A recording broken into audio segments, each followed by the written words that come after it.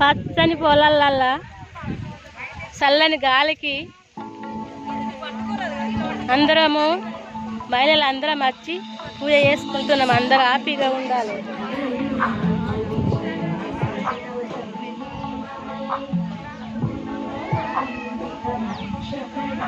పౌర్ణమి ముంగట వచ్చే శుక్రవారము వరలక్ష్మి వ్రతం అంటారు. వరలక్ష్మి దేవత ఏం లేకున్నా కానీ అట్టిగా దండం పెట్టినా కానీ నన్ను క్షమించాలి, నా దగ్గర గింతే సోమతి ఉంది కదా వరలక్ష్మి దేవత, నేను ఒక్కల దగ్గర చెయ్యాపి పోకుండా నన్ను కాపాడు, కరుణించు, నా తప్పులు ఉంటే క్షమించు వరలక్ష్మి దేవత.